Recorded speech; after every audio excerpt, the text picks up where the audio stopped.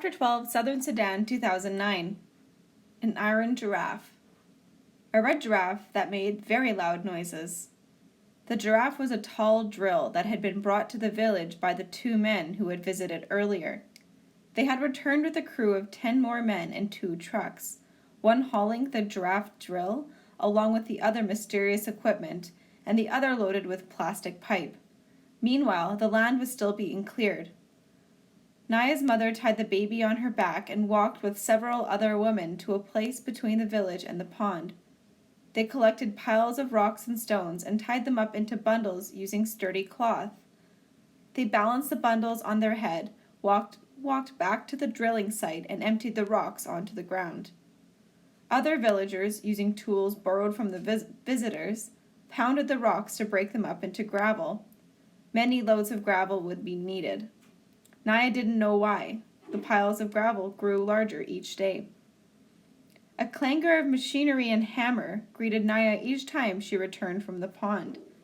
Unfamiliar noises that mingled with the voices of men shouting and women singing. It was the sound of people working hard together, but it did not sound at all like water. Itang Refugee Camp, Ethiopia, 1985. Mother, please! Salva opened his mouth to call out again, but the words did not come. Instead, he closed his mouth, lowered his head, and turned away. The woman in the orange headscarf was not his mother. He knew this for certain, even though she was still far away and he had not seen her face. Uncle's words came back to him. The village of Lunarik was burned, attacked. Few people survived. No one knows where they are now. In the moment before calling out to the woman a second time, Salva realized that what Uncle had truly meant, something Salva had known in his heart for a long time. His family was gone. They had been killed by bullets or bombs, starvation or sickness. It did not matter how.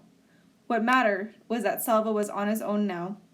He felt as though he were standing on the edge of a giant hole, a hole filled with the black despair of nothingness. I am alone now. I am all that is left of my family.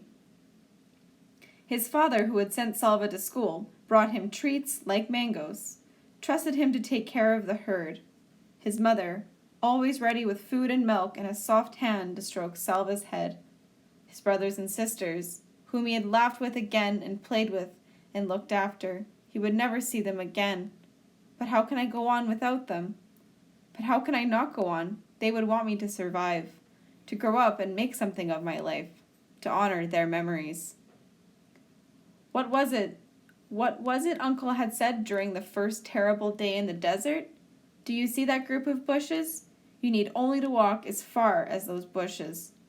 Uncles had helped him get through the desert that way, bit by bit, one step at a time. Perhaps Salva could get through life at the camp in the same way. I need only to get through the rest of this day, he told himself. This day and no other. If someone had told Salva that he would live in the camp for 6 years, he would have never believed it. 6 years later, July 1991. They are going to close the camp. Everyone will have to leave. That's impossible. Where will we go? That's what they're saying. Not just this camp, all of them. The rumors skittered around the camp. Everyone was uneasy. As the days went by, the uneasiness grew into fear. Salva was almost 17 years old now, a young man. He tried to learn what he could about the rumors by talking to the aid workers in the camp. They told him that the Ethiopian government was near collapse. The refugee camps were run by foreign aid groups, but it was the government that permitted them to operate. If the government fell, what would the new rulers do about the camps? When that question was answered, no one was ready. One rainy morning, as Salva walked toward the school tent, long lines of trucks were arriving. Masses of armed soldiers poured out of the trucks and ordered everyone to leave. The orders were not just to leave the camp, but to leave Ethiopia. Immediately, there was chaos.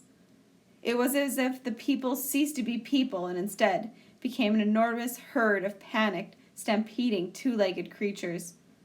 Salva was caught up in the surge. His feet barely touched the ground as he was swept along by the crowd of thousands of people running and screaming.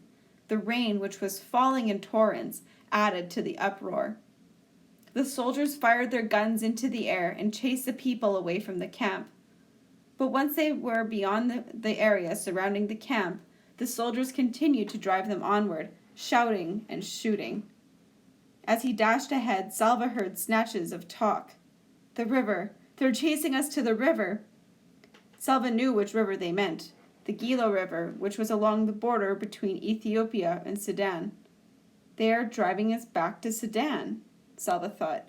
"They will force us to cross the river." It was the rainy season. Swollen by the rains, the Gilo's current would be merciless. The Gilo was known for something else too: crocodiles.